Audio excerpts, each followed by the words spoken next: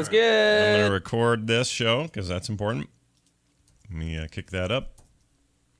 Okay. Oh, hang on. There's notes. Yeah, there's notes. You might want to have those. Notes. There's not a ton this week, but with all the stuff you're catching up on, we may fill it nicely and I'll kill some of these emails. I've clicked on the wrong button like 3 times. Look, it's not that hard, man. You just got to click on the proper link. Click on the button. The button. All right. I got shot in the button. Ow, it hurts to smile. Why? Because of the spiders. Oh. You could turn into Spider-Man. Yeah, no powers yet. Only the power to be grumpy and whinge a lot. I use that word for your benefit, by the way. Spiders might do that. Yeah, whinging. I learned that from Faulty Towers, if I'm going to be honest about it. Okay, let's record now. Here we go. I'm going to hit the thing, and you'll have notes up, and everyone will be happy. So here goes. It begins in 3, 2, 1.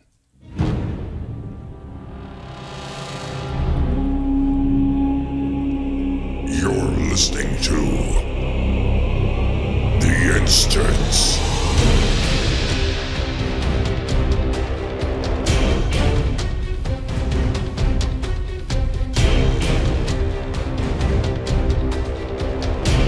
Hello, everybody, and welcome back to The Instance. This is The Instance episode 384, and it is Friday, October 3rd, 2014. I'm Scott Johnson, and I'm joined by Terpster. What? What? Oh my god, what's going on? This is crazy. I don't think I've seen... I thought I died. I know, I did too. I could have sworn. I could have sworn I was dead. That's crazy. I've talked to Metzen more in the last 3 weeks than I've talked to you. What's up with that? What's going on with that? I know. What is up with that, man? I keep calling you like, sorry, Metzen's on the other line. Honestly, he cannot be on the other line for as many times as I've phoned you. There's something... I think you're avoiding me, Scott. You're starting to think, yeah, it's not... I'm not even sure if Chris Metzen is real right now. I'm just thinking maybe you think that. Well, maybe. But it's really good to have you back on, man. I know you've been swamped. You've been at conferences and all kinds of crazy stuff every week, and the weekends have just been rough. But man, here you are in the flesh. It's just great. And I feel like we were talking before the show, but I feel like the biggest thing we've missed lately is the lore master of the show, which everyone considers to be you, because you kind of... But that's so sad, exactly, because I'm really bad. Yeah, but you have so much excitement for it. You have so much, I enjoy it. Yeah. I'm very enjoyed by it, but yes. Yeah, so all this Lords of War stuff comes out, and we haven't hardly had a chance to discuss it. So very curious, just kind of your take on the whole thing, and whether or not you believe, as I do, that this is a grand thing for Blizzard to now do on the regular. You know? I think it's phenomenal. What I don't know is how much it cost and how long it took in terms of how regular they could make this sort of content. Yeah. The tricky thing is that it's not really something that would make them much money through just YouTube. Yeah. I'm just trying to see if I can get numbers on.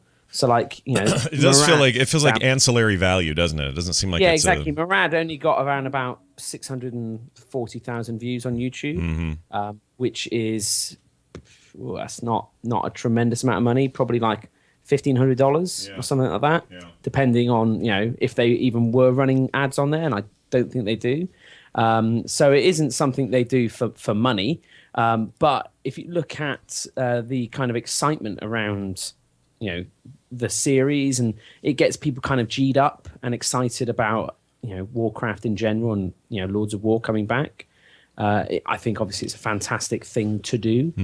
It's weird how you see Kilrog has over twice as many views as Duratan. Grommash doesn't have anywhere near as many. Kargath and Kilrog are the two most popular Lords of War, according to the viewers of YouTube. So it's always a strange one. Isn't that weird? Because both feature dismemberment of some sort. One is an eyeball, one is a hand. What the heck, man? Yeah, and none of them chopped off their member, which seems weird. That would be a strange warlord, wouldn't it? Who it is? What would his name be? I'm not sure, really. I already fear I've offended people more than I should. Yeah. But I think they're great. I think they're really enjoyable. I think Murad's story was brilliant, and it was one of those ones that I loved it. gives this guy so much more depth and, before he Russian style Draenei. Well, but plus you don't really know jack about the guy. You've seen him. I mean, we saw him in the Burning Crusade, and exactly. Burning Crusade cinematic was about it. Yeah, there was some quest stuff in that starting zone, and some other things, but for the most part, I felt like I had no idea who that guy was. He was interesting looking. I knew he was a paladin. I knew all that, but I didn't know much else. This thing has made me a Murad fan to the dying breath. No spoilers, but I'm there with him all the way through, man. Yeah. I think it's he's great. I think it's pretty freaking awesome. You got to know him a little bit in the World of Warcraft comics, and it's weird because he has sort of relationship to Garona and the whole characters within there. Yeah. So Murad's just a really cool character, and I think it's interesting to see Blizzard play with these what are essence kind of second tier characters because they haven't previously been in the RTS. Yeah.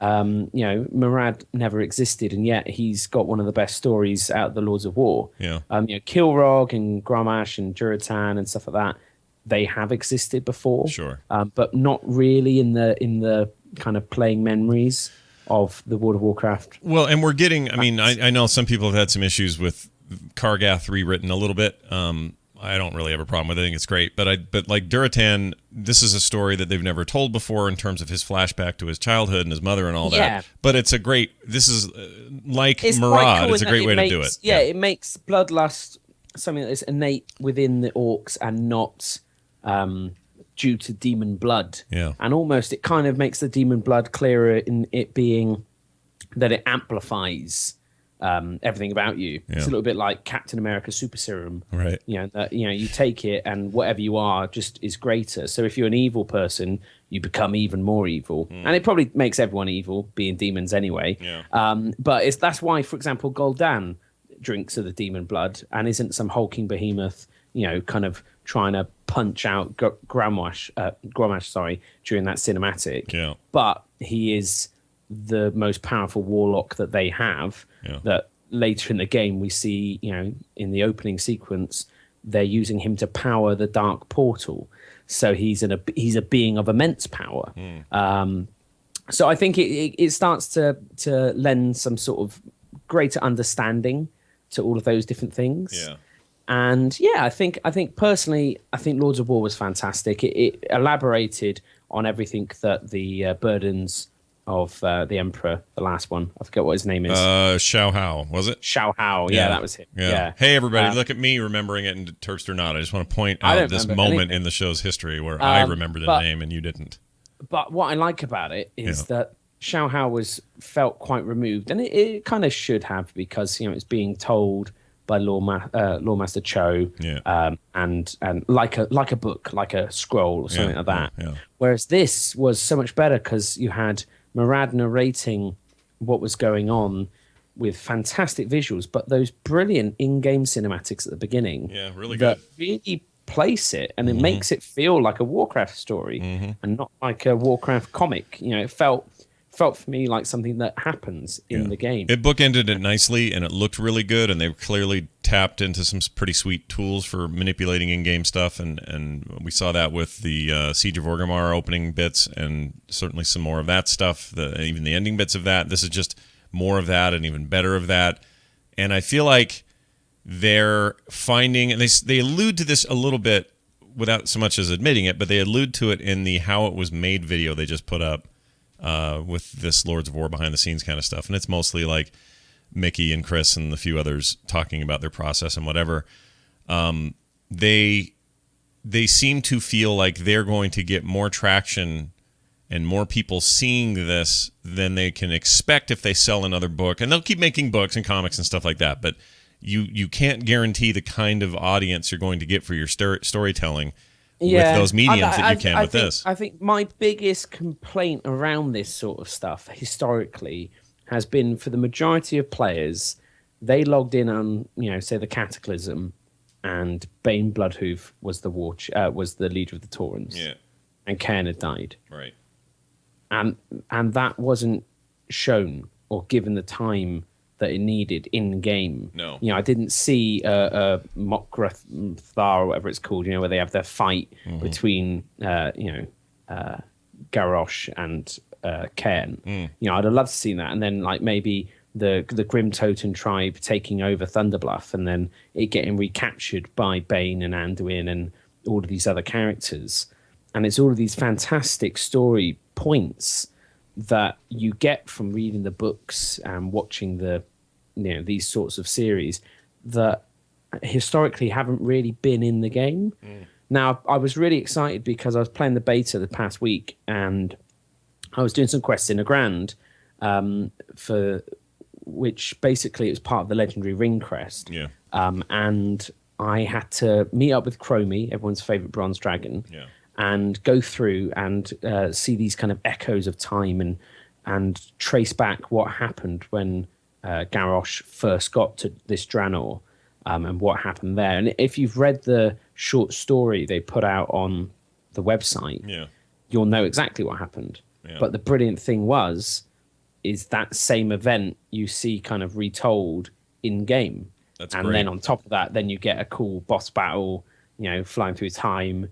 And it's great. It uses fun mechanics like you can't die because Chromie just rewinds time to back when you started the encounter. That's how he does. Yeah. Exactly. And it's like I said, it's really fun. They make a really fun quest and gameplay experience, but at the same time share that same story with everyone else, because I think it is a really important story for people to understand the sort of limitations and the confines of our time travel, because if they're not clearly defined, people interpret plot holes, and they're like, well, hang on, why are we doing this when we could have just traveled through time to there, or why didn't they travel through time there? And time travel kills every great story ever unless you really drill down on what is and isn't possible around that. And this story did that, and it equally introduced a lot of other things. So it's great to see some of those things in the game as well. And I think everyone listening obviously loves playing the game, and a portion of the people listening really love reading and experiencing stuff around the game. And I love that Blizzard caters for everyone. And I think it's just making sure that they do keep these things showing up in the actual game where possible. In that for sequence, example, I would be very happy to have a quest that I complete with Murad, and then he tells me and shows me Lord of War in game. Oh, right. I would be okay with that. Sure. When you see how good their in-game cinematics are, obviously for the other big sort of quest completion moments, like zone completes, and it does hark back to those Warcraft 3 cinematics that you forget really how amazing and strong and crucial a part of the experience they were back then. And it was like, oh yeah, get a new cinematic now. I've never been more convinced. I've never been more convinced that Blizzard is doubling down on a core value that they've had for 20 years, which is story above all else. Whether you like the story or not, they want to tell it, and they want to make it forefront in everything you do. So they're just all into that now. Like, that's more than ever. And that interview with Chris totally sort of cemented that for me again, which is, I really feel like in all of their properties, they feel like it is so crucial to have this thread running constantly just above the surface of all the gameplay, of all the systems, of all the zones, of all the graphics, of all the everything else, the game. It's just so important that it's held together by this tightly wound narrative. And Lords of War just leads to that. Other stuff they do on the side with comics, books, and else, otherwise, all leads to that. Their cinematic intros lead to that. It's serving that beast. It's so powerful. It's such a powerful tool. And I mean, we've both been playing loads of Shadow of Mordor this past week. So good. And I think that's an example where they fortunately haven't had to do it themselves.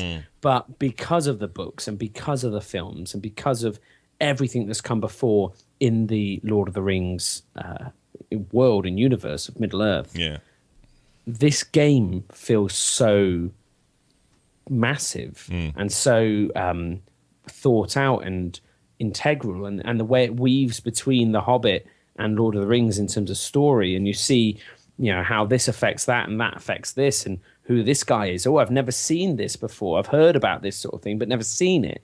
I think all of those sorts of things are just fantastic. The artifacts are great because I love finding those and then getting this little piece of story that is nobody who's just seen the films will have any idea what that exactly mortar and pestle's from or what these little references are from. But if you are a student of those books, it's like, oh, dude, did they just do what I think they did with this reference? You know, that kind of stuff is pretty special, and it's nice to see. I mean, obviously Blizzard has a lot invested in doing that themselves with their own games, but I always love seeing it when a game is willing to go just that little extra step. Yeah, exactly. But I mean, it would be like with archaeology. Yeah. You know, Blizzard gives you a little kind of page with a little fact on there, or a little story. But I'd love to see, you know, them get their voice actors in and have, you know, some nice, cool audio file as well that, you know, gave us something a bit more. You know, when you see how it's done in Middle-earth, I think that it could be really, really good. In World of Warcraft, in something like archaeology. Well, friend of the program and good friend Liam O'Brien, voice actor in the video game world. If you've played a video game, there's a very strong chance in the last 5 years he has been in the game you're playing. He was Illidan and has been Illidan since Burning Crusade. You are not prepared. That's the one. He does all kinds of amazing stuff. When we had our Miss Pandaria intro for the show, he did that. He's the Silverhand recruit in Hearthstone. He is. So every time, you know, like, what was it? Dills will know. What does he say? Just a whole bunch of cards that are terrible and constructed, huh? That's what he does. I love this like stealth Dills moment. This was amazing. That was amazing. My voice is actually, it's so hard to speak right now. Is it really? You shoutcasting last night or what happened? What's going on? No. We had the Giants played on Wednesday. Right. And they're playing again today. But on Wednesday, it was the one game, winner go home, and we won. And I yelled amazing. a lot. Yeah, I yelled a lot. I bet your excitement has been palpable on Twitter, so I cannot imagine that your voice is in great shape after this. I yelled a lot. Then I was told to get hit by a bus by a Pittsburgh Pirates fan. Oh, great! It was great. I've had a lot of great troll encounters, including one with you recently, Scott. Twitter, so, we're just troll the hell out of each other. Everybody. So enjoyable. Yeah, not between. But I should make that clear. Not between Dills and I, but with no. We didn't troll each other. We got trolled collectively. Yeah, and that guy was living in a shell. But we're rampant fanboys. Totally. But I was I wanted to make this. What I was saying about Liam. He's the voice of Gollum in that Mordor game. Oh, is he? Oh, is he really? Oh, wow. He is so crazy good. Okay, so you guys love that game. But there's only one thing to that game, right? Kill orcs. Kill the orcs. He's sort of. I mean, there's kill the other orc, and then move there's up a lot. And kill this there's orc. a lot more to do than just that, obviously. But it is a huge the whole part of it. Purpose is to kill the big orc. Yes, I mean the goal of the game, that nemesis system thing, whatever. See, I really like that because I can wrap my head around that. Right. Okay, I'm here to kill orcs. Got it. Let's go. It's all the open world stuff is there. There's a lot of exploring and story, and there's other stuff, but that system is genius. It's really, really neat. I picked it up. I haven't started it yet, so it's really cool. Looking forward to it. Totally worth playing. Don't get the old console versions when they come out in a couple of months, everybody, because they do not feature that system at all. I'm going PC all the way on this one. Yeah, that's a good one. Anyway, Shadows of Mordor. It's a hell of a game, and it does. It's funny. I always think, am I done with fantasy stuff for a while? Am I on my downturn on fantasy? I need a little sci-fi in my life or whatever. And then games like this and what they're doing with Warlords, and they just rekindle it all, and I can't wait for more of this stuff. I think I'll never quite tire of the genre. And I like me some sci-fi. Don't get me wrong. So good, exactly. You can. How about more StarCraft? That'd be lovely. All right, let's dive into. We do actually have news today. Let's do some of that. Here you go. Big news of the week. Big news of the week this week brought to you by DoghouseSystems.com. They still have this sale going on their 17-inch notebooks, and they are basically clearing them out at an incredibly low price. And for some reason, I can't get the link to load, and I don't know why, because that would be really convenient if it did. Thanks, Google Docs. You're the best. Go to DoghouseSystems.com right now and check out these Mobius line of 17-inch books. Save a bunch of money and get a rad portable gaming rig while you're at it. I use a Mobius. It's fantastic. You do? Yeah, I forgot you had one. Personal recommendation. Love it to pieces. Yeah, nothing wrong with that. It's a beast. Yeah, it is. Oh, here it goes. Plays anything. I found it finally. Here you go. This is some of the details on this thing. It's the TL Special. You get the full 17-inch HD display, Core i7 chip in there, of course, NVIDIA GeForce 670MX graphics, and much more. They have limited stock, so you need to hurry. $17.95 is all they're charging for this thing. For a 17-inch gaming notebook, that's insane. Go get your powerful laptop now at doghousesystems.com. Boom. All right. We talked about Titan last week, but I just wanted to get Terpster. You didn't get a chance to kind of swing about at that. Where's your? Never heard from Terpster about that. What's your head on that thing? That's big news, man. Yeah. Well, yeah. It was kind of writing on the wall, wasn't it, when they kind of realigned the teams, I say, or kind of put the A team back on WoW. Yeah. When they stopped talking about it, moved people off of it. It started to seem like it wasn't happening. Yeah, it was interesting. All the stuff that came out afterwards was sort of everything we already sort of knew, and it was interesting to see how true that was. So I think that, I think it would have been a cool game. It would have been hard to sort of balance just in terms of the whole civilian. Yeah, if that stuff is real, if that's all real and we can count on that info, and it seems pretty legit, all of that seemed really hard as a proposition to balance into a game's future. 10 years down the road, that just seems like a big deal. Yeah, I mean, equally on top of that, I think it would it would be interesting to see where that sits in a world with games like Destiny, going for that sort of MMO middle space. And whether or not a big MMO like Warcraft can exist again with Warcraft still existing. So I think it's the right move. I think they need to bring all the talent they have back into WoW, and it's great to see that, because if they don't, then that's when we end up with a worse game. So really, really pleased to see that they're all back on WoW, and it's sad to see a project go. I always think it must be the worst thing about working at Blizzard. The fact that you can work and put your heart and soul into something for near enough a decade, and it can get cancelled. That, I think, and then still to have to go in the next day and still be expected to give 110% on everything, even though it might just get put in a bin at the end of the day. I think it's a really tough thing to do, but it's one of the trade-offs, I guess. Yeah, I don't know. But you get that sword though, right? If you work there for right. I guess so. Yeah, exactly. Yeah, sword so that's after cool. 5, shield for 10. Exactly. So what's the 20? What's the your 20? heart and soul thrown in the gutter, but I got a sword, and that's cool. Yeah, I always think Blizzard are a bit crazy with that, because every now and then when they do if they do have a mass firing like they did a while ago, all of those people have swords. Of all the people to piss off, they could all just decide, hey guys, we have swords. We're not exactly. leaving. Let's hope the 30-year one isn't guns or something like that. That'd be, as long as they didn't do ammo until 35, and then you hope they're probably too old then. What's the 20? Is it a 20 was a crown. Crown, that's it. So they had so that's not dangerous. Okay. No. But I don't think of the crown, they only made one, and it's in the museum. And I don't know, it'd be worth asking Metzer next time you chat to him instead of me, Scott, if he's got his yet. Because my understanding is that no one has. No one's made it to they're pretty. Yeah. Well, if you're there 20 years, I mean, at some point, these are incentives. What's another couple of years to wait? Yeah, that's how I'd see it. They're not incentives. They're rewards. They're also just a sort of... the problem is, as well, is as any company, as it grows larger...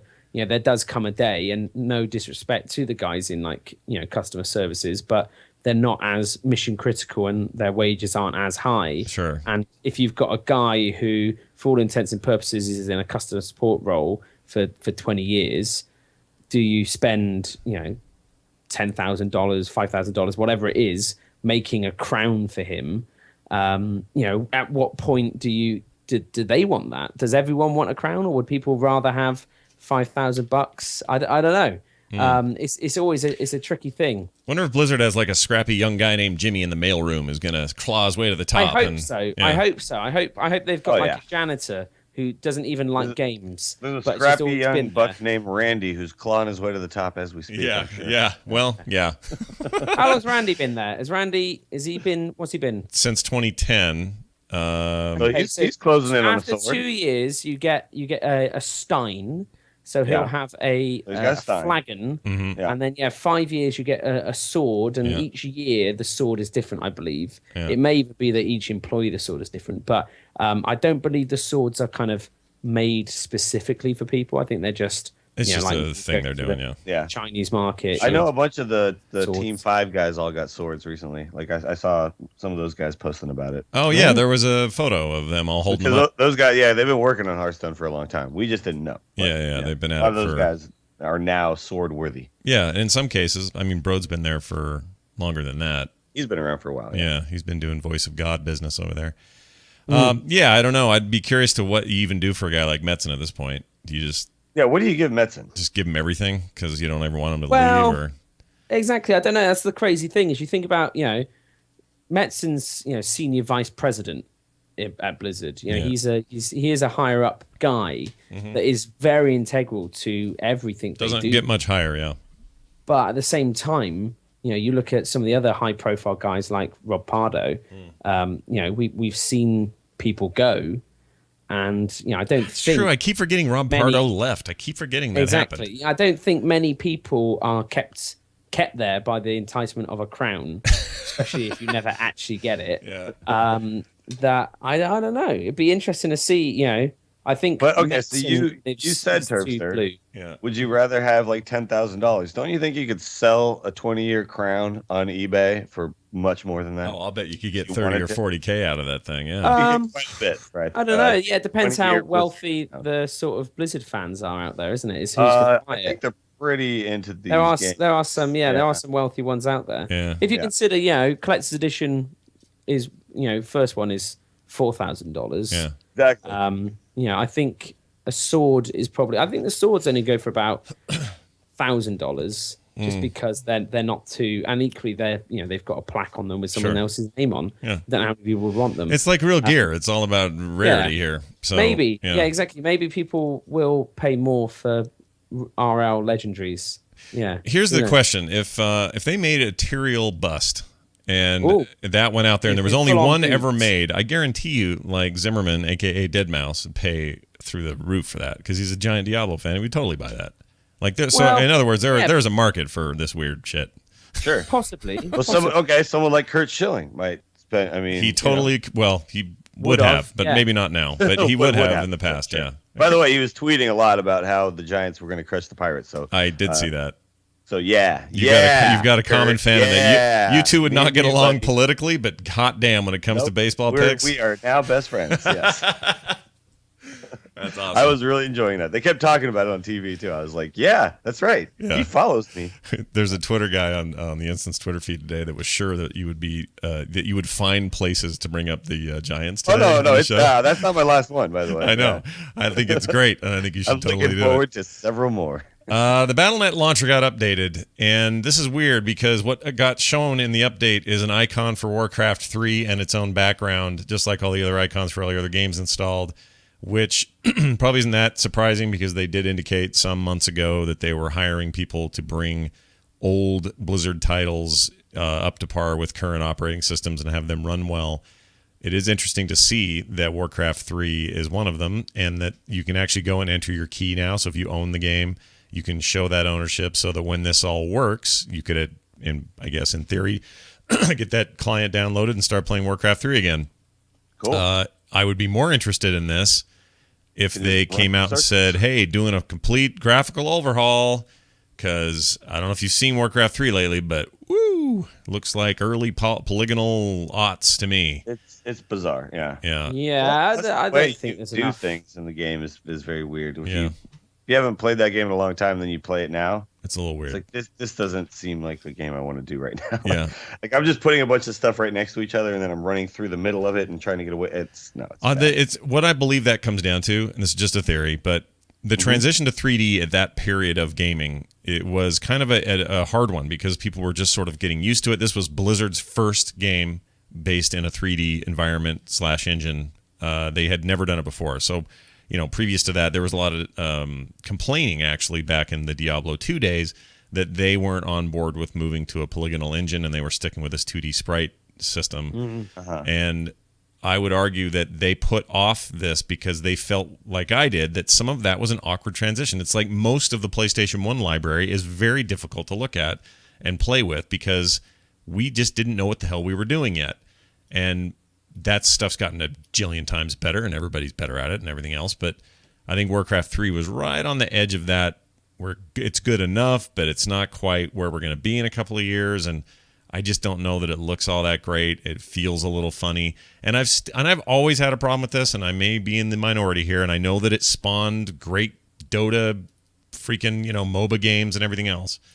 But the whole level up your hero thing, I never liked that in an RTS. I just hated it. And I know it was integral to the story and all that other stuff. And the story I loved, and I loved the campaign. But the multiplayer in that game I hated because I had to go out and level a dude up while I'm trying to also build a base and do everything else. And I just, that was not a big deal for me. Didn't enjoy it. Yeah. So I'm not even that excited about this, other than... No, but just every now and then it'll be fun to just... Sure. Nostalgia, Scott. Nostalgia. I guess so. It's a powerful... Do we all have a lot of nostalgia for 2003? Let's go watch Grom actually die this time. I guess so. Yeah, we get to do that. Yeah. So that'll be cool. Now, see, some of that would be neat if they took an opportunity here to say, all right, we're going to put some developer commentary into the scene where Gamache takes it in the butt. Or, it sounds wrong. It's kind of the face, guy. It's not really the butt. I guess it's its face. But, we're going to explain more about, okay, and then this changed in Draenor. They have some opportunities to do some historical stuff into the nostalgia play that is bringing it back. But honestly, I would be more down with playing, Warcraft 2 Battlenet Edition or whatever the hell they called it. I would play that. Yeah. Yeah. Yeah, I can see. A StarCraft 1 is to me is a more accessible game than Warcraft 3 was. I don't know. Either way, whatever. It's great. They're bringing this stuff back. You can now download for free and play, what is it, Rock and Roll Racing and... yeah, you can play Lost Vikings. Lost Vikings, that's it. Yeah. What about the you can play Blackthorn. You've got it all there. Dills always wants to know about that Superman game. Yeah, what's up with that Superman game? What's up, man? If you had, what was it, N64? Yeah. I forget what platform it was. Or was it SNES? Yeah, I think it was... No, it was N64. No. Yeah. Was it? If you had one, then maybe... you can still play it. No, that was N64 because Blackthorn was SNES. That's right. Yeah. I thought Blackthorn was great. I thought that Superman game was one of the worst things I'd ever played. No, it's pretty bad. Yeah, I mean, I always talk about it, but I don't care. There's probably you know what? I'll bet it was a seminal moment for them. I bet that was when Blizzard said, "Guys, we're never doing that again." Yeah, what are we doing here? Yeah, we're never going to be. We made a sword for Ted over here. Yeah. Why did we do that? We're never going to push something out because we're late on a deadline or that we have to do it. This is it. We're changing the way. No, it's SNES. It was the SNES one. Was it? Sure. Yeah, I'm just trying to find it now. It's the Death and Return of Superman. It wasn't it? I think. Was that one as bad as I think it is, or am I thinking of that N64 piece of garbage? No, yeah, Death and Return of Superman Blizzard. Yeah, it was a side-scroller beat-em-uppy thing. Yeah. Was it any good? But yeah, it was published by Sunsoft. No, it's terrible. Batman kicked, and that's what we always say. I mean, I say terrible. It was okay. It was like Streets of Rage, but with Superman. That's back when those still mattered. Those. Brawlers. It's just like, I don't know.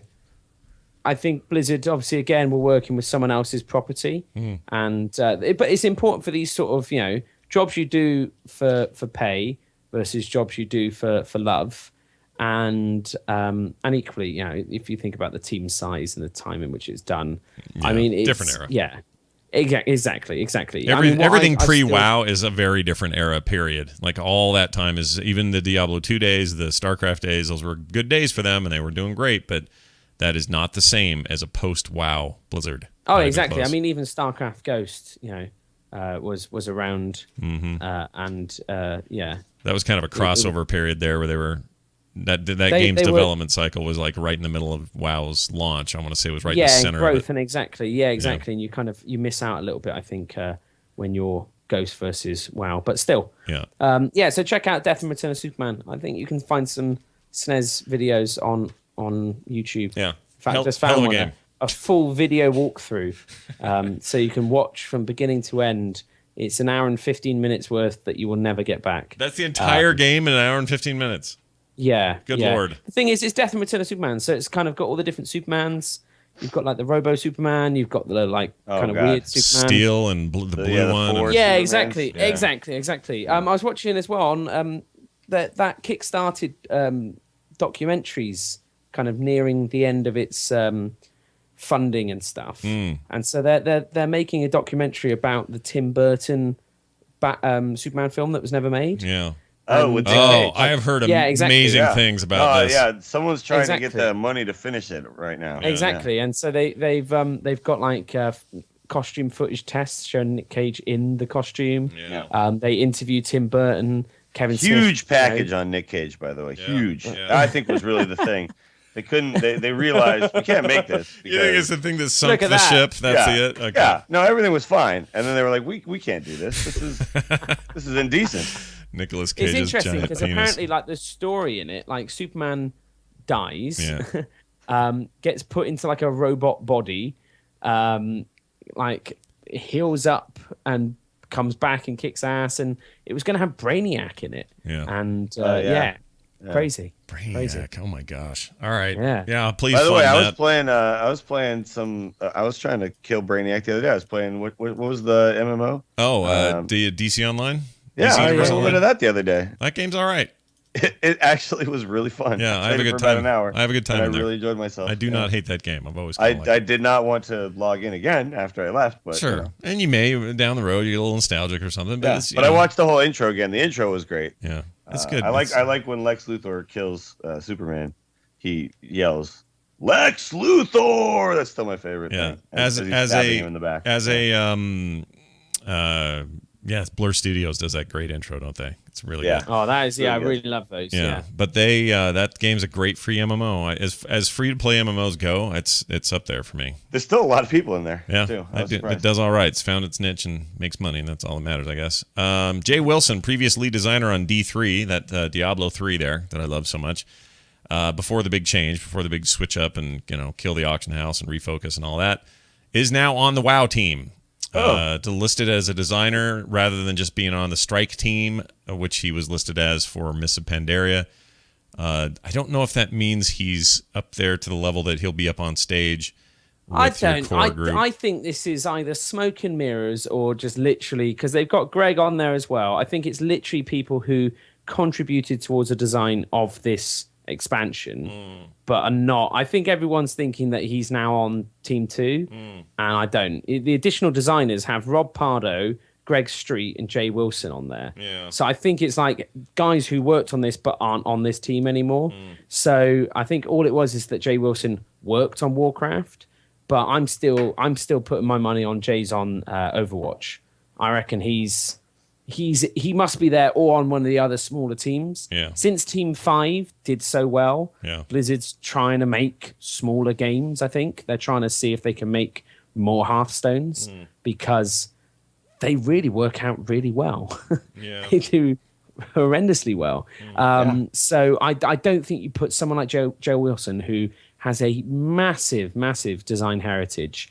You don't have him as just a dude. Yeah. For all of his kind of errs that people blame him for on D3, I don't think you can dispute the guy is insanely good at what he does. Sure. Equally, I mean, Blizzard always goes ahead and says about how all their products are iterative and every voice matters and everyone's feeding in. And really, I think that the lead designers are just trying to steer the direction along with everyone else. Yeah. I don't think Jay's there saying like, guys, don't put in more loot drops. Don't have these Nephilim rifts. No one will want a rift. Yeah. It's not that we need more auction house. Exactly. I think it's just like everyone thought that's the way we should go. But anyway, so I think Jay Wilson, very, very, very, very talented man. But I don't think that he is I don't think he is working on WoW as like MMO says. I think he contributed towards it as he's done before as strike teams and stuff like that. Well, his new their revised mission statement says every voice counts except for Jimmy in the mailroom. So they've changed that up a little bit. Well, they had to, didn't they? Because Jimmy kept asking, "When's he going to get a crown?" And when's he going to get my crown? Yeah, I've been here. Jimmy, pay your dues, buddy. You don't the mail never stops. Yeah, you don't actually work for Blizzard. His You mission work for the Yeah. His mission statement is the mail never stops. I like that. Yeah, he's just down there. He's smoking the cigarettes. Yeah. He's got like the little, the cap on, but it's oh yeah. and he's just smoking away. Mail never stops. Sorting. Yeah, Yeah. losing his mind. Good times. Every letter matters. For those that care, the Brawlers Guild changes are kind of sweeping. Not sweeping, but there's some Scott, changes. lots of people care. Well, okay? I guess. I like the Brawlers Guild. Yeah. It was Yeah. fun. Are you It felt doing like it my all the own little time? personal- Are you involved? No, you you do do it. it, and then You you're do it. done. Yeah, I'm exactly. done with it. So now I'll have more to do. All right. Exactly. This Fine. is good. This is good because it brings back some old favorites. It reinvents the Brawlers Guild. I don't know quite. Do you know where it takes place now? No, in physically 6.0? no. I don't know, but you got to assume it's in Draenor, right? I mean, they're not. That's gonna, the thing. yeah. So I mean, I feel like they could just put it in your garrison or something. That You would could be have cool. a little entrance to it in your garrison. That could be yeah. Yeah, just Or instance like in. like Yeah. a Brawler's hatch. like and you all just the click on places it. you need Brawler's to go hatch. should all be in your garrison. Just here, my farm is in there. Everything I possibly could need. Well, if should it's just be in there. a horde one, it'll have lots of spikes and metal sheets and shit like that. Yeah, According to Terpster, which is all anyone has on the horde side. Yeah, it's crap. Yeah. So here are the changes. So achievements prior to 6.02 for season 1, in other words, will become legacy achievements. We kind of expected that, and there'll be new achievements for season 2. It's interesting. Everything's seasons with Blizzard these days. Rewards earned based on progression will remain available for purchase. The ring reward will be updated in patch 6.02, and that will have valuable stats for all specializations, says Blizzard. The next patch will introduce boss encounters that will be adjusted for level 100 members. Progression has been reverted back to 8 tiers, and that's one of the things people are freaking out about, and I don't understand why, but I don't follow the Brawlers stuff very much, so I don't understand. Brawlers its is impact. currently, was it 12 or 15? Is I it 12? forget. More than that? Yeah, Maybe something that's like why. It actually takes quite a while. It's to a get it's a to it all. big thing. So maybe they're just thinking, look, from our numbers, we saw most people dropped out after 6. Yeah, that's probably things. right. It's like right now I dropped out. I didn't get to the end because at a certain point I just didn't feel like the reward was worth how difficult it was. It gets really hard. Yeah. But yeah. But I mean, And Blizzard some classes have an easier time than others, and sure, but them killing extra tiers, that's like them saying, hey, 40-man rates didn't quite do what we wanted, so they're now Sure. 25. Oh, yeah. I could totally see Yeah, that. it doesn't. Yeah, they could still make tier 8 as hard as the final tier Yeah. currently, but they just pace it out a bit differently. Says here, bosses that are being removed from previous tiers will be added to the challenge card vendor and become available as you progress. And all tiers have had their boss lineups remixed. For example, I want to hear what Scott thinks challenge cards are. I have no freaking idea.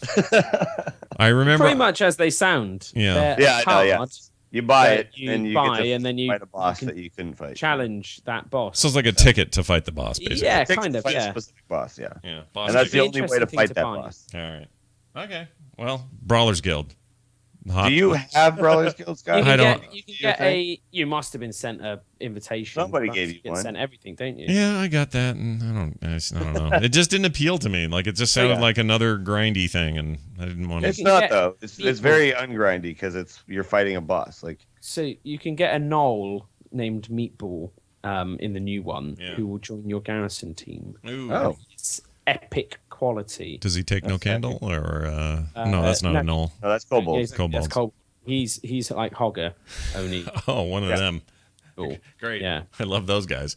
Yeah. No, I don't. I sound like I have something against. I have nothing against this. It just didn't appeal to me. No, I think it's weird because it is a social game and it's something that you do by yourself. Yeah, that's but very- I that's very very much self-focused, enjoy Yeah. inviting your friends along to watch you fail, especially if they're in the same sort of vent chat as you.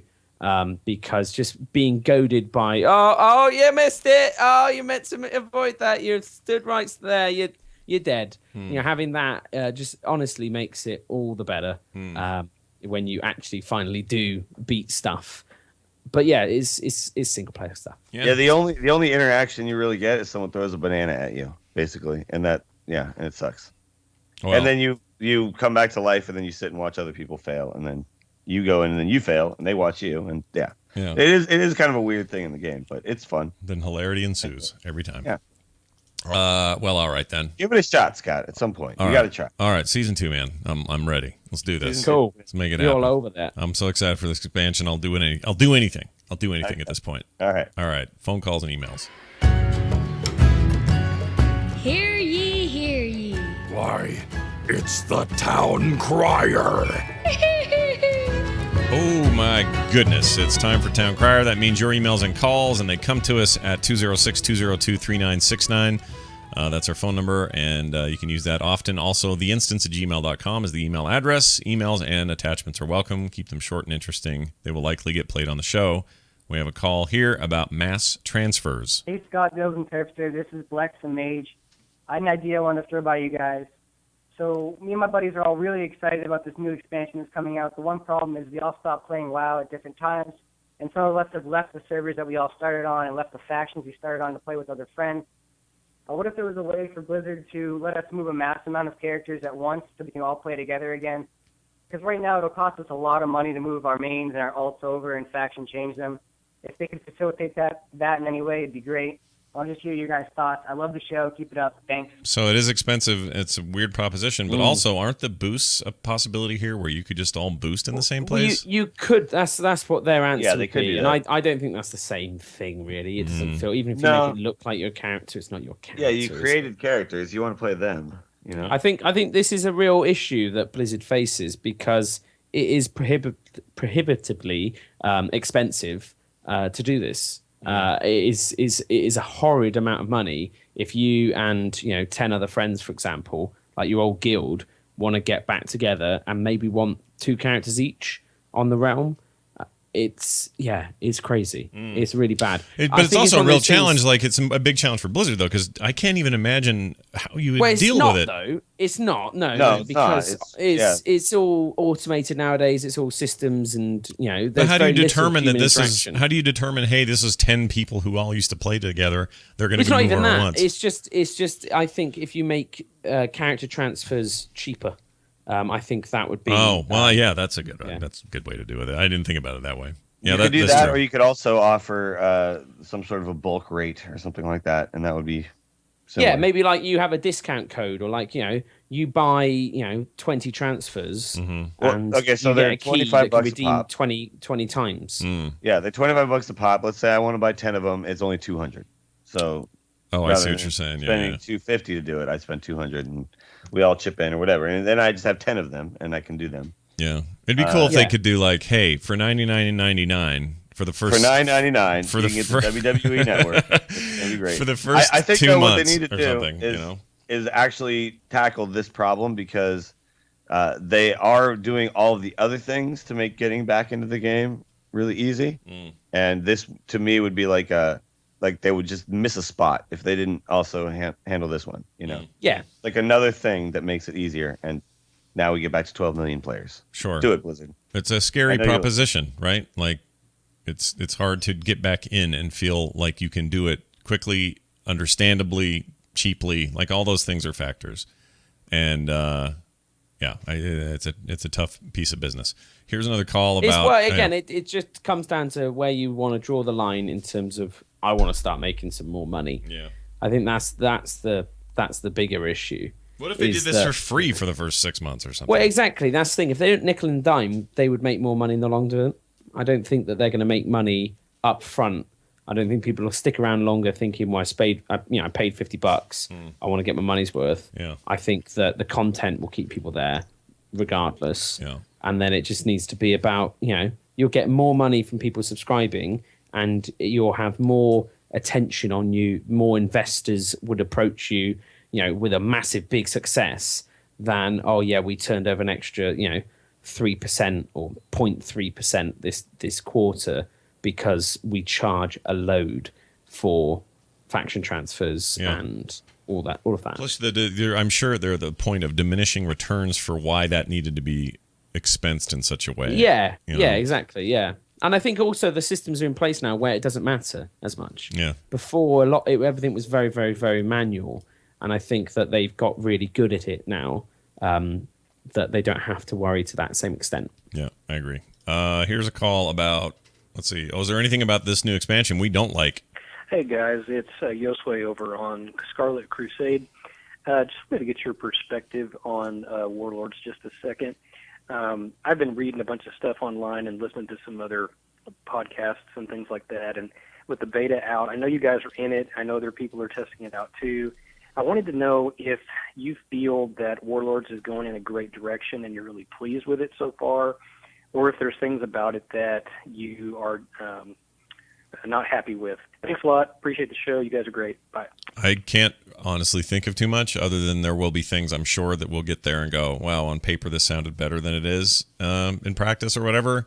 I don't know what that will be. I suspect garrisons are going to be rad and a lot of cool stuff in there, but there's nothing in here I'm super not excited about. I'm excited about all of it. I think the story side of things where, the idea is we're basically trapped on Draenor. Yeah. We get sent through the Dark Portal along with some of the badassest heroes we have.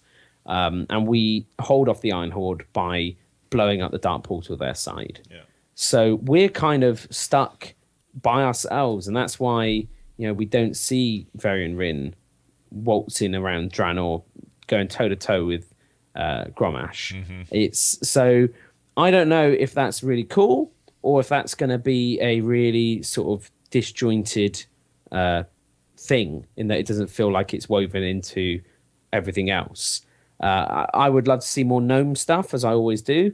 I don't think there's enough gnome-related activity, but I guess once we play it, we'll know.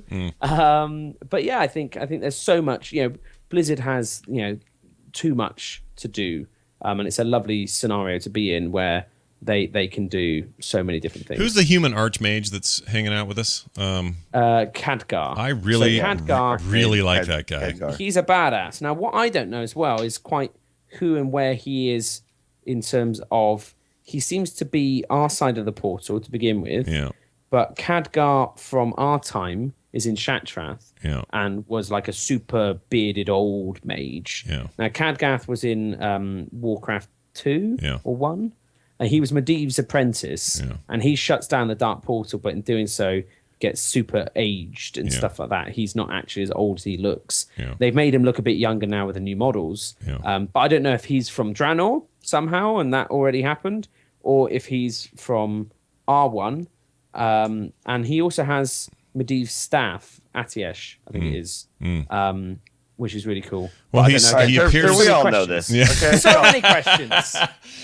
So many questions. We already knew all this. You're just saying things we know. I'm sorry. No, but the way he actually I had no idea, but the way he he storms the portal with everybody according to some spoiler business. He's just a badass. Exactly. But the thing is he is a little bit Deus Ex Machina in that it will basically get to a point where it'd be like, oh my god, how are we going to stop this?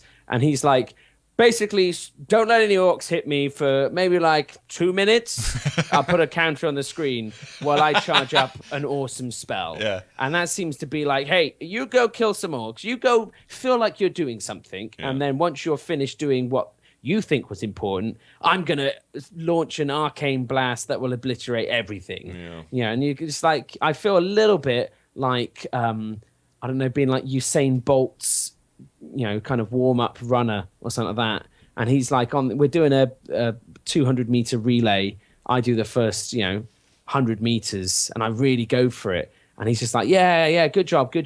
And then he just runs and finishes it, and it's just like, that's easy. Don't worry. I'm done. He's super powerful. Yeah, he's awesome. Super powerful. Guy's awesome. I want to say he was in the Arthas book, but maybe I have that wrong. I might be thinking of somebody else. Somebody Jaina had to deal with a lot.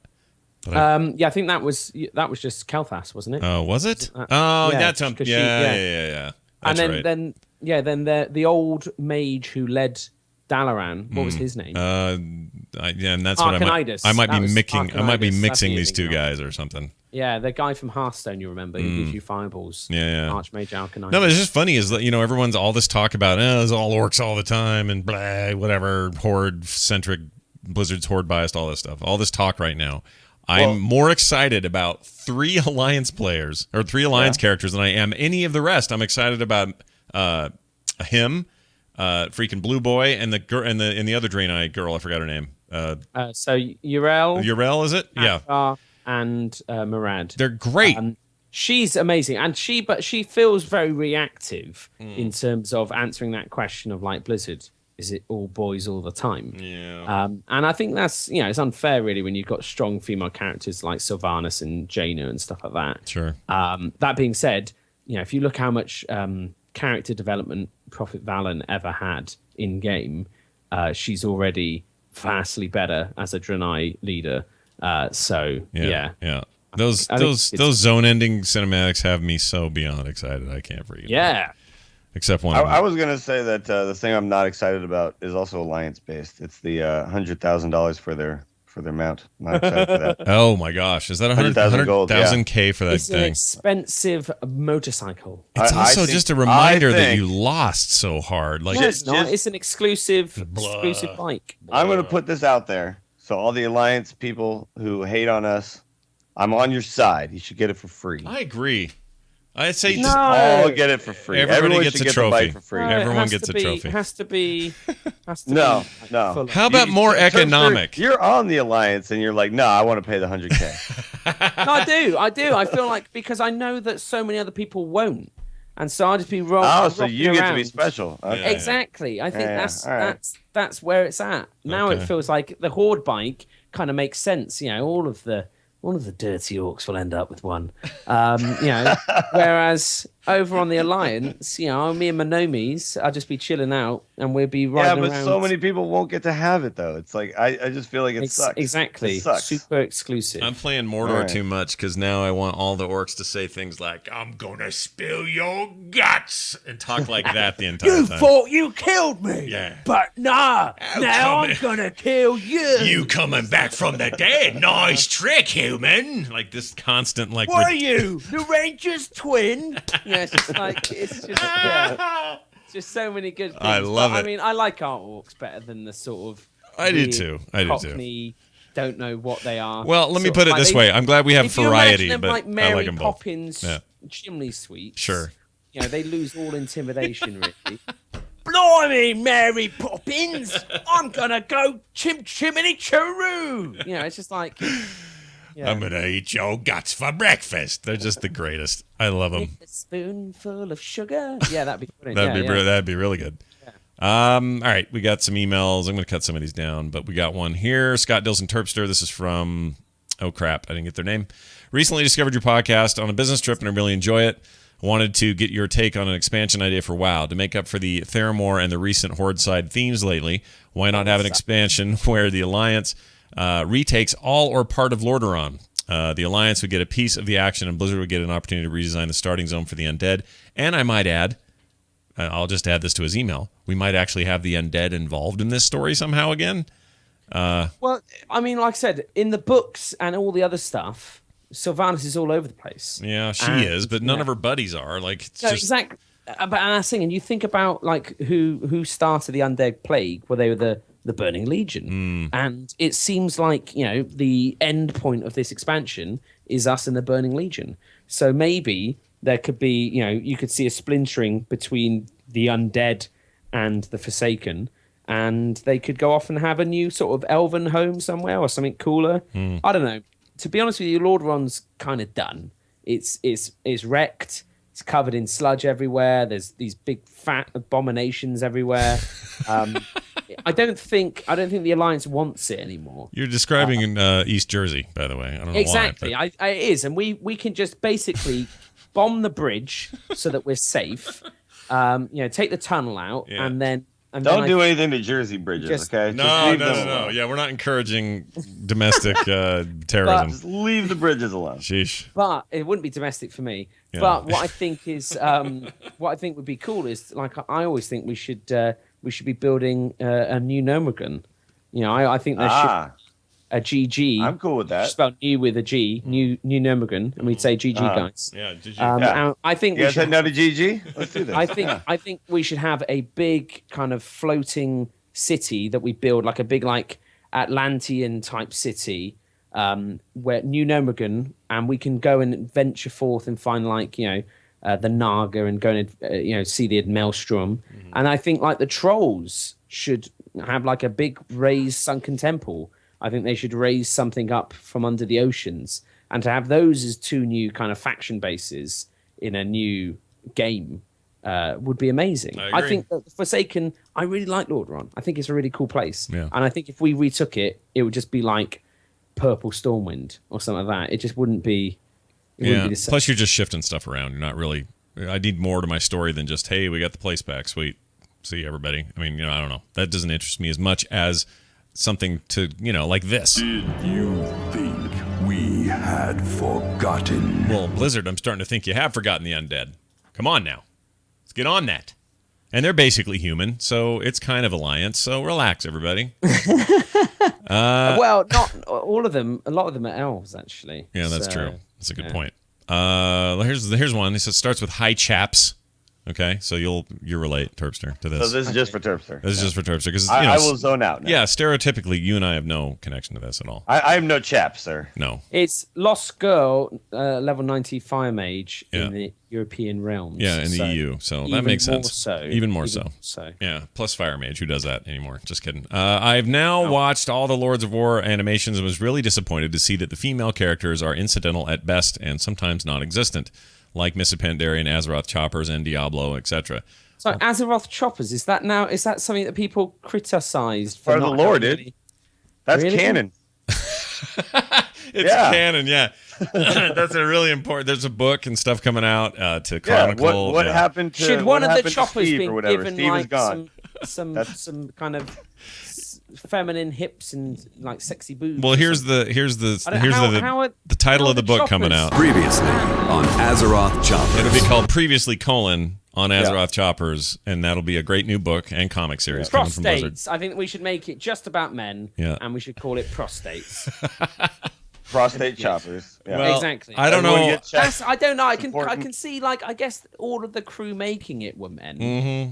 That could be it. And I guess they didn't have any lady Blizzard people. Well, They could have had some women building that bike for sure, and they could have had some women who worked for Blizzard as part of Team Horde or Team Alliance. Yeah, exactly. I can see that now. Sure, but I guess. But look, here's the thing. That one seems weird and nitpicky to me. In the same way that, say, I don't know. I'm like I am with her on the Lords of War stuff. There's just really no females. Yeah, no, there's but like in Missa Pandaria, you had the Queen. There's Durotan's mom. Durotan's mom. But she was kind of victim-y and dying. Durotan's mom who did nothing except lay there while Durotan killed the bloodlusted. Yeah. That's true. I think in Missa, I'm just trying to think of like strong female characters. Well, Lily is quite good, strong, plucky. But character. it is. I guess it is trickier to find. I guess I think not Shenlong. That's the one from Dragon Ball. But the green dragon, the Emerald Dragon person dude. Yeah. I always interpreted as a lady. And they were quite, one of the Celestials. The strongest characters in WoW have been dragons. The strongest female characters have been dragons. But Jaina and not really moving towards any dragon stuff. Look, if we're kidding ourselves if we don't think that the Blizzard mythos or the WoW mythos and even some of their extended game stuff, extremely dude centric. Some great female characters, but a very dude centric story. Yeah, but there could be more. Absolutely. I mean, even Leah. I think it's very traditional though, in that like Tolkien, had a very male centric cast. Sure. Because of the time in which he was writing, and he came back from the trenches, surrounded by men, and then was inspired to create these. It's like buying a Honda. As soon as you buy a Honda Accord, you start to notice that every other car you see on the road is an Accord, and this is kind of what's happening right now. I think like Peter Jackson obviously put in a female ranger and a whole love interest thing in The Hobbit that wasn't in the book.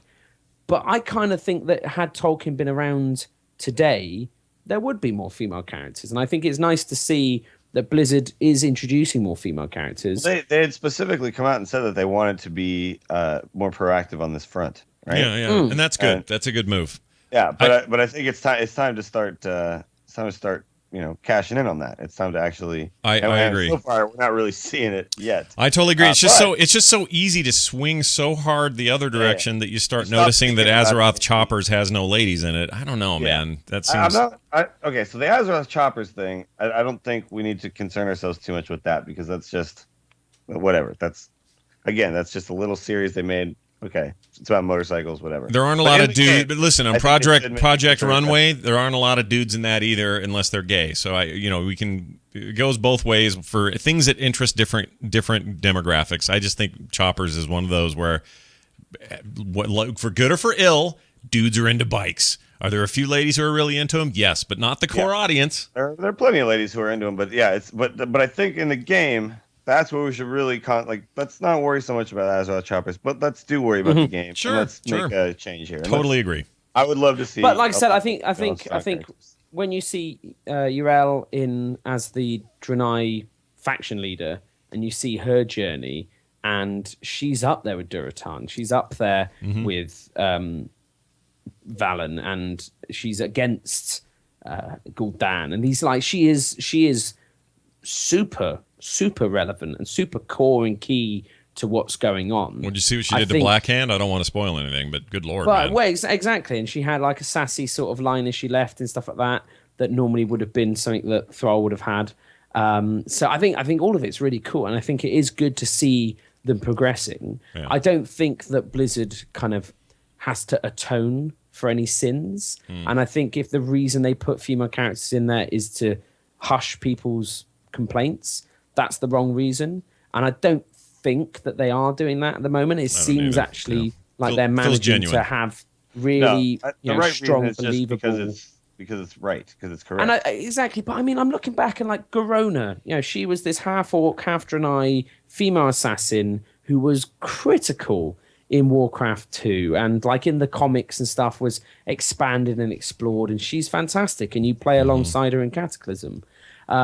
Jaina has always been massively powerful and strong in World of Warcraft. Sylvanas, I think that the Blizzard has come under fire for kind of sexualizing these women in their attire and their armor, and that's just because it's it's high fantasy, and it's not to say that that's necessarily okay, but it is like it's saying that that's just the way. But honestly, that argument though, like all people are kind of sexualized in games. Like the men are buff, horribly ripped and stuff like that. Even the orcs, when the cows and the Taurens have muscles, you start thinking like, wow, that is a beefy beef.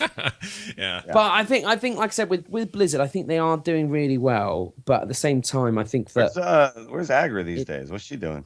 She's pumped out a couple of babies, but is on the other side of Dark Portal. Go L, please clean out the freaking the rain things. I've told you all week, damn it. Stop casting. But I think this is the interesting thing. Is that you have these with the Dark Portal being closed between the two worlds. In theory, you don't see these people. They can't get to you. You're on your own. You're the guy who needs to make the garrison. You need to build the forces. You need to attract these forces. And at the end, maybe once we get communications back up, you'll be called general.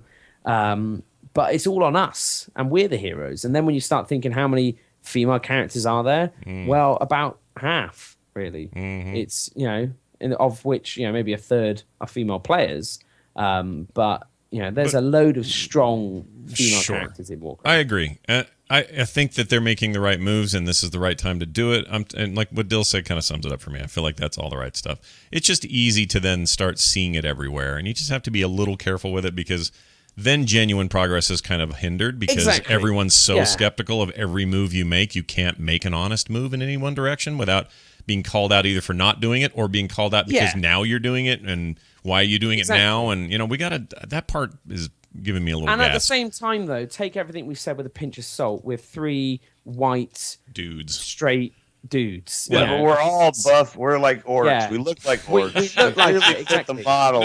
For example, we're more like freaking Pandarans is what we're like. Yeah, we're Pandarans, definitely. But at the same time, though, we haven't really faced. Well, at least I'm saying this very, very royally, but we haven't faced necessarily the same sort of repression and hardships that other people have. But I think that Blizzard still managed to create a fantastic multicultural, sexual story with so many varied characters. Yeah, no, I want to put that out there. I don't pretend to know what it's like for anybody else like that, and I never will. So I listen and I take it in. And hey, what's it like being a Pirates fan? Joke. It's it's whatever, but I don't pretend like I know what it's like to be a woman at all. What's it like to be a Pirate fan or a freaking Dodgers fan? What do you think about that? I don't pretend to know. You don't know what is wrong with those people. I do not know. I'm sure the impression is awful. All right, I just wanted to sneak one in.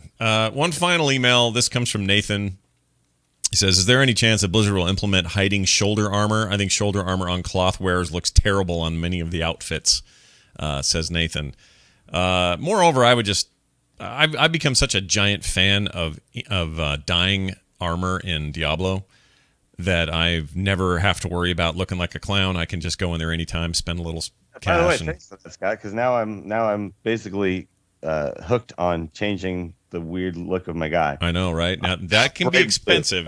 If you do it every time, it can add up. Really? Well, if you're buying the expensive dye. But I'm bright blue at this point. Oh, good. As you should be. That was really fun the other day, by the way. We should do that again. Anyway, I think that's what I would prefer, but I know they don't, and I understand the reasons why Blizzard doesn't do this in WoW. Hiding. I think that Blizzard probably thinks that hardly anyone wants to hide their shoulders. It's one of the great marquee items of the game. It's the one you show off the most.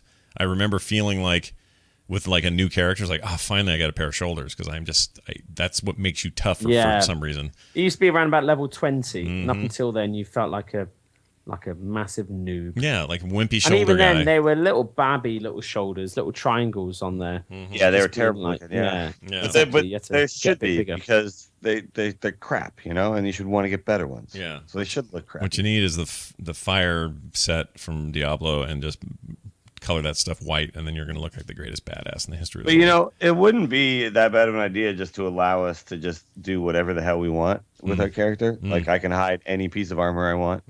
Because you can hide the helm, you can hide the cape. Why not just let me hide all the stuff? So, I'll just hide my pants all the time. Right. Hide your wife, hide your kids, hide your pants, hide your cape. Yeah. Why not? Hide your pants, just be naked, but fully statted up. I like it. Yeah. That's pretty good.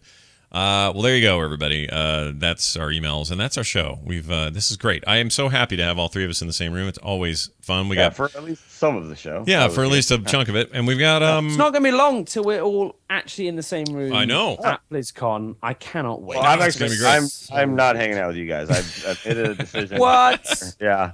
I'm gonna go. No, Terpster, I'll hang out with you. But... I think we'll be okay, Dills. We won't have a choice in it. Scott's gonna be hanging out with Chris Metzen. I'm not sure if you've heard, but they're best friends. We're all gonna big time. All he's gonna do is just chill with the higher ups. I'm really sorry, guys, but Chris wants to hang out. We're gonna go smoke on the roof. I don't even smoke, but you don't say no to the Mets, okay? Yeah, he wants to smoke. You go I'm smoke. off. Yeah, first time I'll ever smoke a cigarette is when Metzen says, "Come on, guys." We found out last week that Scott would eat a brownie, and now we're finding out this week that Scott will smoke. Oh, I'll totally eat a pot brownie. I'm ready. Man, Scott, you were like having your teenage years much later in life. Yeah. No, I mean, look. Remember the rule with the pot brownie. Just for those who maybe missed last week's episode, it's got to be legal. It's got to be legal in the state where I eat it, and then I'll. Sure. Oh, really? Yeah, I'll eat it. Will you have a coffee with me? Yes, I'll do that with you. I'll have a brownie. Let's see what else is legal in some states. It's funny because if you start applying that logic, hey, I'll go to Vegas. BlizzCon is going to be held in. Hang on, I want to know what Scott's going to do in Vegas. This sounds amazing. Well, where is it legal? Where's prostitution legal? I guess it's not in this country. Not in Vegas, but in Nevada, outside of Vegas, about 100 miles. Yeah, I guess I'm not going that far, but. Well, exactly. I'm sure Kim appreciates. But if I have it 100 miles outside of Vegas, jurisdiction only extends to I'm sorry, ladies of Nevada. Yeah. I can't go that far. Don't they have some kind of like donkey ranch or what's it called? It's like something. The cattle ranch. Cattle ranch? What is it? I don't know. Bunny ranch. Bunny ranch. That's ranch. it. That would make more sense. I'm actually into doing it with cattle cows, ranch is a complete. So that's where I go. I go to the cattle ranch. A lot of beef. A lot of beef. Each to their own, I say. Yeah, torn cosplay everywhere you look. Exactly. Yeah. Why dress up? Why indeed? Great show, everybody. Thank you for all being here. Dills, you got any stuff to pimp out? You're probably talking a lot about this 100 new cards expansion crap on TAC over there. Some cool stuff coming in Hearthstone at some point soon. But what I'll pimp right now is that tomorrow, Saturday, there is a benefit game drive for the AIE Guild Hall that will be at BlizzCon, and we're doing a Hearthstone tournament. I think it might be full, but I'm not sure. I think you guys are full. I think. Okay, well, but people can still see it. Through you. So everybody else who didn't sign up, you suck. Yeah. But we'll be playing. It'll be fun. And we're going to raise money for the AIE Guild Hall. Yeah. And if anybody doesn't have BlizzCon tickets and wants to come to BlizzCon, you should just come if you're an AIE for the guild hall. Yeah, The guild hall it's is great. amazing. It's awesome. And then we need it, but it doesn't pay for freaking self. And so, no, it's not gifted to us by the Marriott. It's, no. Where is it? The Hilton. Hyatt? The Usually the Hilton. But the thing is, this thing is a thing you can give to that also helps kind of throughout the year for different AIE functions and things. But this is definitely one of the big ones. I'm there tomorrow playing some Diablo 3, so I'll be a part of that as well. It's a cool thing to support. Go to aie-guild.org and find out how you can help out if you are a member of said guild. Awesome. Of course, Willie Dill's on Twitter. Terpster, what are you doing, man? Anything cool going on? Anything you want to mention?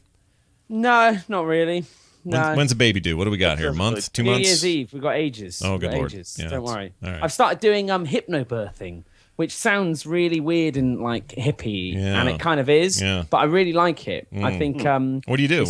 It's all about kind of just being calm and just relaxed, and basically it's this sort of this belief that your body's kind of, well, the lady's body at least, is kind of designed to do childbirth, and it shouldn't necessarily be all scary and frightful and painful, and that if you kind of you try to push something out of your orifices. Well, I think exactly. I think the thing is that I think that if you again have more of a sort of open mind about it, Deals, maybe if we had the same equipment and we're kind of thinking positively and breathing correctly, then maybe we too could have the joyous. Well, it's how we poo now. It's how we poo. Yeah. Well, exactly, and you think about that. I'm actually doing a new thing called hypno-pooing. Hypno-pooing is fantastic. Hypno-poop. I'm so glad I shared this with you guys because a really I special didn't know moment. what I expected, but that was. But hypno-poop. Actually, that's an awesome thing. We did something similar. Kim went natural like a crazy person, 2 of them in a row, and we did a similar thing. Although it wasn't called hypno-birth, it was, I don't know, it was just more like just meditative. Yeah, it's the same thing, and it's good. Exactly. Try to be calm. Try to relax. It is a good thing because it is an amazing thing. It's a freaking miracle, and it's an awesome experience, and I'm stoked for you guys. If you've seen the state of my penis as well, Scott, it is a true miracle. I know, right? Because that thing's like a tuna can, just this flat. Looks, I don't know exactly. It's like it does like a loop-the-loop. I'm thinking like that can't be right. So yeah. Should be fun. Go to Boxers. Boxers. Not for a little while. The briefs are cutting off the blood. All right. Well, I am very much looking forward to seeing you both at BlizzCon, and many, many of you out there. Please do not be shy when you see us. Come up, say hi, take pictures, hang out. We'll talk a lot more before then, but really it's like a month and a few days. So very excited, and that's coming up. So watch for that. Yeah. Hopefully I won't be with Metzen the entire time when you people see me there, and I'm just kidding. I'm probably not going to see Metzen hardly at all. Don't worry. Oh, whatever. Don't worry. I can't wait. Hey, Scott, I just landed. Do you want to meet up? Oh, I would, but it's just Chris and I we're going bowling. I'm like, what? Oh, it's man. Like, yeah, we're going to Disneyland. No, you know what we're going to do? I have to hold hands and skip through the park, so I'm afraid I'm not going to be able to make it. My goal is to see if we can't get him to Greg Street it this year and come to the live show. And show up on the live show. Well, I'm sure we could. I would much rather have Kat on. I think that would be lovely. We should have Mrs. Metzen. Yeah, why not? Sure. And I'd like to hear what she's up to these days. Yeah, what does she think of his 20-year helmet?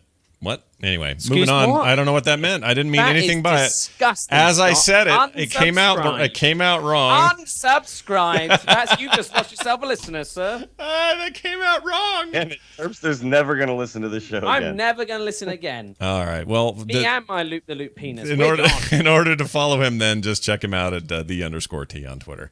That's going to do it for us. Theinstance.net is our website, carefully maintained by Paul Swickard. Big thanks to him. At Instant Show for the show on Twitter, at Scott Johnson, at Willie Dills, at _T. Our theme was created by Matthew Oxley, and you can find more great shows like this at frogpants.com. That's going to do it for us, for me, for Dills, and for Terpster. We'll see you next time. Bye.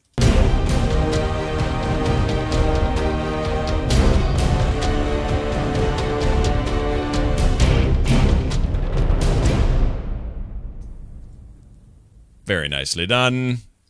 That was really fun. Spot on. That was really fun.